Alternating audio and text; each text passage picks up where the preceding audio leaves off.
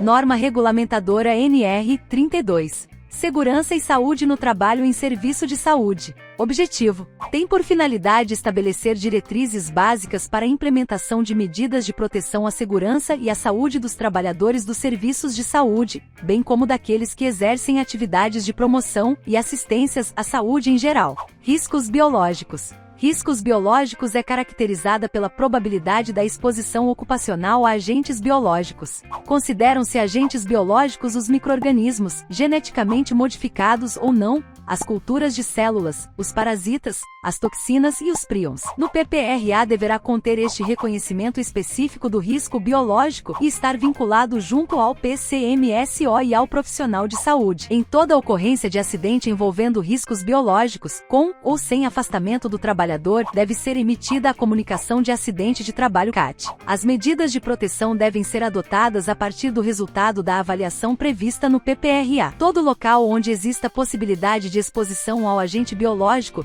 deve ter lavatório exclusivo para a higiene das mãos provido de água corrente, sabonete líquido, toalha descartável e lixeira provida de sistema de abertura sem contato manual. O uso de luvas não substitui a lavagem das mãos. É vedado. Uso de adornos. Consumo de alimentos e bebidas nos postos de trabalho. Guarda de alimentos em locais não destinados para este fim. Uso de calçados abertos. Os trabalhadores que utilizarem objetos pérfuro-cortantes devem ser responsáveis pelos seus descartes. São vedados o reencape e a desconexão manual das agulhas. Colchões, colchonetes e demais almofadas devem ser revestidos de material lavável. O revestimento não pode apresentar furos, rasgos, sulcos ou reentrâncias. A manipulação de produtos químicos devem ser manipulados em locais apropriados que garantam a segurança e saúde do trabalhador. É vedada a realização destes procedimentos em qualquer local que não o apropriado para este fim. Executam-se a preparação e associação de medicamentos para administração imediata às pacientes. Resíduo. O gerenciamento deve abranger todas as etapas de planejamento dos recursos físicos, dos recursos materiais e da capacitação dos recursos humanos envolvidos no manejo dos RSS. Todo gerador deve elaborar um plano de gerenciamento de resíduos de serviços de saúde, PGRSS, baseado nas características dos resíduos gerados e na classificação constante do apêndice 1, estabelecendo as diretrizes de manejo dos RSS. O PGRSS a ser elaborado deve ser compatível com as normas locais relativas à coleta, transporte e disposição final dos resíduos gerados nos serviços de saúde, estabelecidas pelos órgãos locais responsáveis por estas etapas. Manejo. O manejo dos RSS é entendido como a ação de gerenciar os resíduos em seus aspectos intra- e extra-estabelecimento, desde a geração até a disposição final, incluindo as seguintes etapas. Segregação. Consiste na separação dos resíduos no momento e local de sua geração, de acordo com as características físicas, químicas, biológicas, o seu estado físico e os riscos envolvidos. Acondicionamento.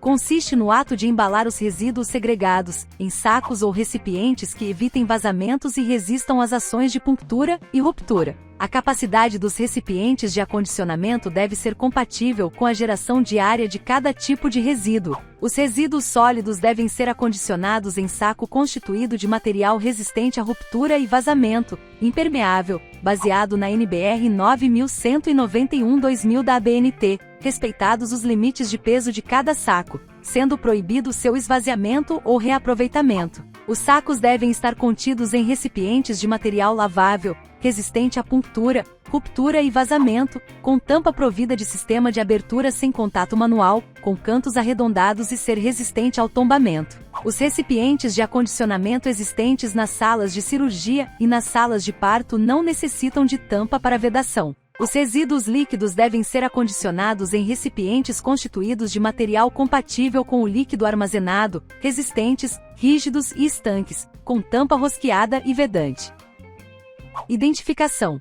Consiste no conjunto de medidas que permite o reconhecimento dos resíduos contidos nos sacos e recipientes, fornecendo informações ao correto manejo dos RSS. A identificação deve estar aposta nos sacos de acondicionamento, nos recipientes de coleta interna e externa, nos recipientes de transporte interno e externo, e nos locais de armazenamento, em local de fácil visualização, de forma indelével, utilizando-se símbolos, cores e frases, atendendo aos parâmetros referenciados na norma NBR 7500 da ABNT, além de outras exigências relacionadas à identificação de conteúdo e ao risco específico de cada grupo de resíduos. A identificação dos sacos de armazenamento e dos recipientes de transporte poderá ser feita por adesivos, desde que seja garantida a resistência destes aos processos normais de manuseio dos sacos e recipientes.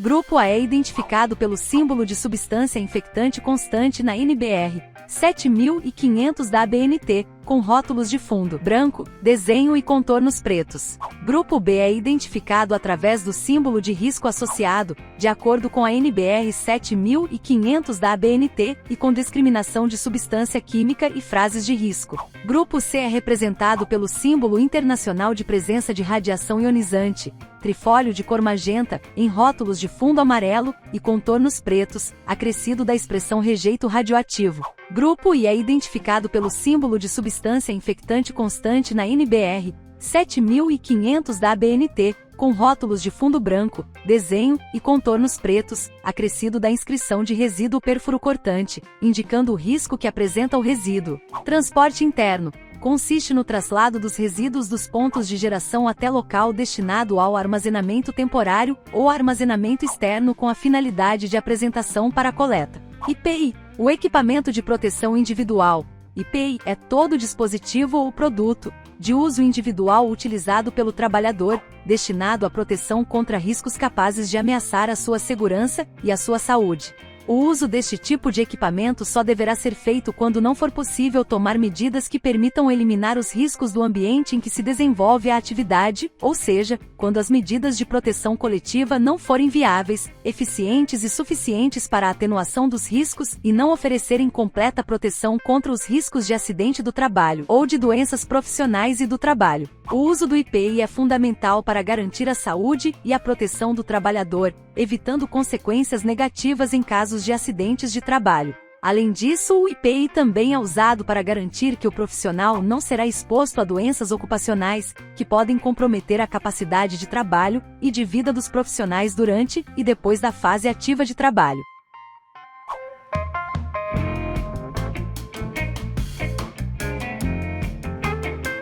Obrigado!